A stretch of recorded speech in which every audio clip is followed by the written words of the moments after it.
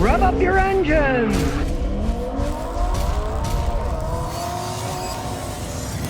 All right, today we got an interesting one. It is a 2014 Nissan Murano Cabriolet. It's a convertible. Well, it used to be a convertible. The top doesn't go down anymore, so it's a semi-convertible.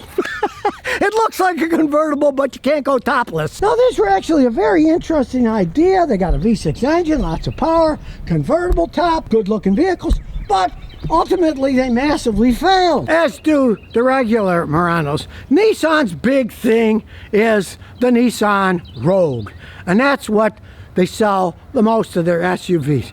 For some reason, people didn't want a convertible. Part of it probably is because it only has 2 doors, and most people want 4 doors. If they would have made this a 4-door convertible, they probably would still be making them, as far as I'm concerned. The struts still hold it up. You got a big V6 engine. Unlike the Nissan 4-cylinder engines that often blew head gasket had problems, these V6 engines have proven to be very strong engines. The problem with this particular design is it's attached to, guess what? A Nissan CVT, which are notorious for having problems. Now, this one's only got 60-something thousand miles, and it's still working okay. We'll see if there's any codes when we check it with the computer. But if you follow Nissan, you'll notice that their new SUVs have given up with the CVTs, and they've gone back to real automatic transmissions with gears, because they found out that people did not like the problems they had. They didn't like the way they feel. They like a nice, tight shifting patterns. And you can't blame them. If you remember the video I made a few weeks back, I brought a Nissan Pathfinder. At 64,000 miles, the transmission went out because it had a CVT transmission. Before that, they had put in regular geared automatic transmissions. So the newer Nissans, a lot of them are going back to regular automatics because people didn't like the CVT. As far as I'm concerned, it's an experiment in failure. They just did it because it's cheaper to make CVTs, and they thought, oh, people don't care. Well, people really care on how a car feels when it shifts down the road. We'll see how this one goes. It does have a V6. It should still have plenty of power. But that's one of the main reasons that these things failed, was because Jatco CVT transmissions have such a bad reputation, and truthfully, a lot of it is deserved, that people stay away from these things. Now, for instance, she bought this for $22,000. It is 66 or so now, and she's done nothing but oil changes, except that she had guys work on it. Now the top doesn't work anymore. It's got some rattles to it. But the car itself has been a decent enough car. It's just that it's in an area of how many people really want convertibles. Most people want 4 doors, not 2 doors, because this is a cabriolet convertible with just 2 doors. And look at Volkswagen. Their convertible was a massive failure too. So it's sort of like Americans don't really want convertibles anymore like they used to. And if they do, they want 4 doors and they want 2 doors. So kind of a whole bunch of reasons that this particular vehicle failed, though I have to say the main one is the transmission. This one, she said, works okay. We'll see what it does when we do the data. And as you can see, it's a decent looking car. You look inside, the seats are in excellent shape. Cup holders. It's got that cute little double window top for the convertible top that doesn't work anymore. Turn on the idiot lights, hook up the giant computer, and we'll do diagnostics. It's already picked it up. It was pretty fast. The Nissan standalone diagnosis. We can do a full topology scan, so we'll start the scan, and while it's doing it, we'll look around. Got a nice little integrated panel there. Satellite radio. A little older, so it's got a CD player, dual air conditioning heat, set up nice. There we go. For the convertible top, doesn't work anymore. And the transmission, like I say, it's one of those CVTs, not the high point of the car. Doing its thing, there's no code yet. Comfortable seats. Reasonable amount of room in the back seat for a cabriolet. And as it's done, you can see it's got 30 trouble codes. Well, typical Nissan, right? Now, a lot of them are the AC system. Now, she does say the AC's working okay, so at least that's one good thing. Well, that's fascinating. It says there's 18 codes, and then it says there aren't any. Let's figure this one out. I checked it, now it says there aren't any codes. All I did was turn the AC off. It was turned on here, so something's weird, but it works okay, so we really don't care. I turned the AC off, and now there's no codes. Now, we know that the convertible roof doesn't work, so let's check that out. Okay, we have the outside flap sensors open, the inside flap sensors open, roof control unit, power source, high voltage, and local communications. Well, let's take a look at this flap sensor here. It turns out the roof control unit's not working. It's got serious problems, so it's not going to be a convertible. It's a non-topless car. I tell you, the rack top, it's pretty solid here, so it's still got a decent roof. Doesn't leak, just doesn't open. It's no longer a cabriolet. Check out the other codes. You got the body control module. See what those codes are. Shows there isn't any. Well, I dug in further, and the BCM also controls the convertible top, and it's convertible top code, so that's what the codes were into the convertible top, which you know isn't working. So basically, most of the problems are with the convertible roof, so let's take it for a spin after we look at live data. We're going to live data. A little touchy. Ha! The touch screen is touchy. Here we go. Remember, black's good, red's bad. Fuel injection pulse looks good. Adjustments of V6, bank 1 and bank 2. Okay. It's subtracting 4 100ths on one side and 3 100ths, almost perfect. So the engine's running really well. And all the rest of the data, looking good. So let's take it for a spin. Little backup camera. It's a little dull. It's hard to see. You think with a convertible you'd want it super bright, but you can see enough. Smooth, it's a big old V6 engine in this thing, you know. It's a shame it's connected to a CVT transmission, but what can you do? And of course that's beeping because the convertible top has a stupid warning system. It's flashing on and off. The stupid warning, that would drive me nuts. Stop moving, it stops, my boy. She drove it all the way from Illinois with that thing beeping, it would drive me nuts. We'll see if we can disconnect that later. You see, when you come to a stop, it stops because it's warning you the top isn't on. The top's nice and tight, but the system's broken. Woo, that would sure drive me insane, I'll tell you that. I wouldn't go anywhere, I'd just sit like this. But we'll see how it drives. We'll take it to a little drag strip. It's such a shame, it's got a big V6 engine, but it's got this crappy CVT. So I don't expect much from it when we take off. Here we go.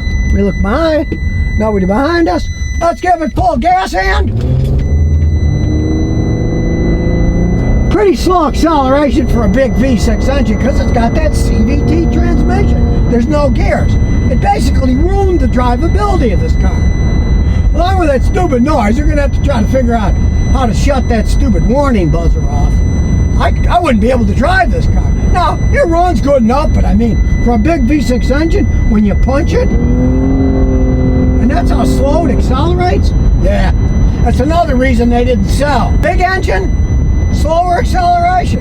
And being a cabriolet, of course, especially an old school one like this with a fiber top, man, this baby is loud going down the road. Makes a lot of noise. The high water, there's a lot of flooding in Clarksville, baby. Wasn't that high though. It was a lot higher the day before. That's normally empty over there. And I gotta say, aside from that noise, well, the bumps, it needs shocks. The struts are worn out of bounds too much, but other than that, it doesn't handle all that bad. Not great.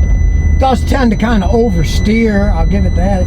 It really isn't all that well designed of a car when it comes down to it. Well, it ran okay, but the noise is driving us nuts. We're going to try to figure out how to shut that stupid buzzer off. The top is on plenty tight, but the system's all screwed up. It thinks it's not on tight, so it keeps that stupid warning going. And voila!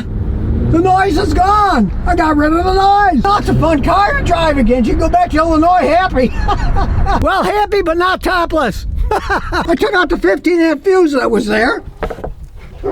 I got to read the top. It'll show you which one's for the roof. Now the roof has no power. It didn't work anyways. And it stops making that horrible noise. So there you have it. We got rid of the noise. It wasn't topless anyways. It wouldn't come down.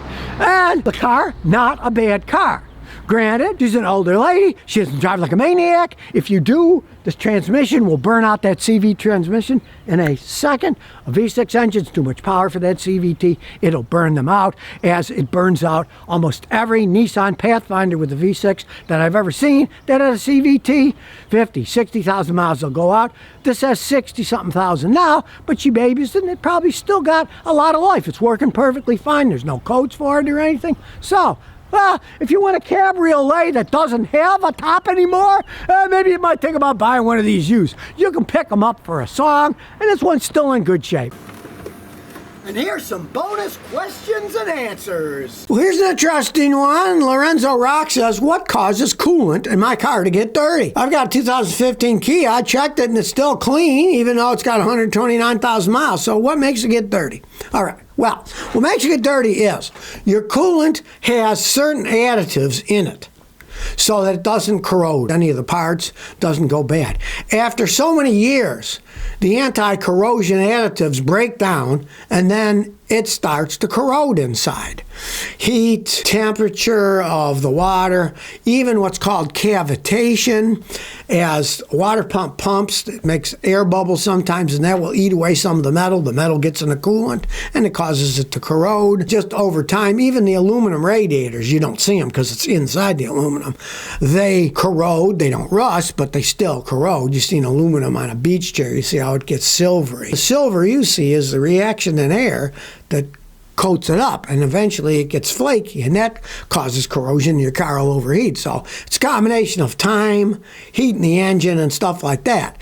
Now, it's a good idea to change your coolant. Like if you got good long life coolant, like once every 100,000 miles, you got 129,000 miles, I'd probably change it now. I mean, what the heck, it's 9 years old. Even Toyota says it's good for like 7 years or 100,000, even though I've seen some of theirs with 200,000, they're still clear. So but if you are curious, we mechanics have a test, and we can use these litmus tests, stick them in a coolant, and it'll tell us what shape it's in, because the litmus tests go by acidity. And if it gets too acidic, then it will start corroding, then you definitely want to change it out then. Well, Toyota's now being sued over the Toyota Tundra V6 twin turbo engine failures that they had, because they say the recall failed. Now, you got to kind of agree with them. Toyota did say they're going to replace over 100,000 engines. No questions asked. That's what they said, okay? But these people are suing them now. They say, well, you're telling us to drive around in our vehicles now until you get enough engines that you can replace them all. And I agree. These people are driving engines that at any point in time, the engine could seize up, your wheels could lock up, lose control, you could stop driving 65 real fast, get slammed into a highway and killed, because they're telling, well, drive it until we have time to fix it, right? They're not telling the people, okay, we'll give you all the rental cars. They're not going to do that. It would cost them a fortune, right? They'd have to rent over 100,000 cars for people. That'd be the fair thing.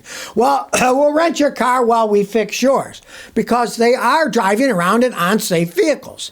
It just amazes me how the law even allows it, because a lot of times you'll see there's a recall, and then the recall will say, okay, this recall, they're going to notify the owners in a month from now, right? So that month, if it's a serious thing, people get injured, killed, whatever, during that month, while they're waiting to even be told. And then once they're told, in the case of this, if there's 100,000 engines they got to replace, it's going to take them probably years to do it, right? That these people are driving the unsafe vehicles around. I agree with this lawsuit entirely. It makes total sense.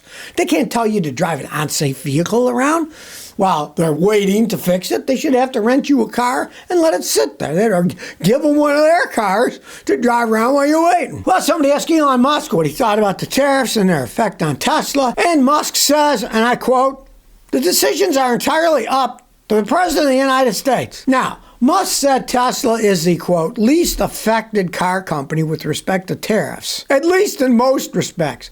Okay, boy, he's really couching those terms, and maybe he went to law school. I don't know. It sounds like something a lawyer would say, right? Because realize this, 40% of Tesla's battery material suppliers are Chinese companies, right? It's like he's making these batteries by himself. No, he isn't. He's buying a bunch of Chinese stuff too, right? For making his batteries. He's got factories in China, right? So him saying he's the least affected, that's a line of horse manure. If 40% of his battery materials come from China, right? It would certainly affect his company. He just wants to not tell you the truth. He's been lying to us so long, what difference does it make, you know? He's the guy who said, buy a Tesla. You can have it self-driving, work as a taxi cab, it will make you money. Everybody that bought a Tesla has lost their shirt. They're worth nothing. He said, in the future, these cars will be worth so much money, because they're making money for you, right? He even had some of those ideas that you can have your Tesla, when it's sitting there, it can be mining for a cryptocurrency, you know, because it's got the computers, it can mine for and make you money. Yeah, how'd that one pan out, right? You know, the Cybertruck's only going to be 40 grand. Well, how did that work out? It was a failure, even though it cost a lot more money. It was still a failure, right? So I wouldn't put much merit on the stuff that he says. It does affect his company, and he's not the least affected company. So if you never want to miss another one of my new car repair videos, remember to ring that bell.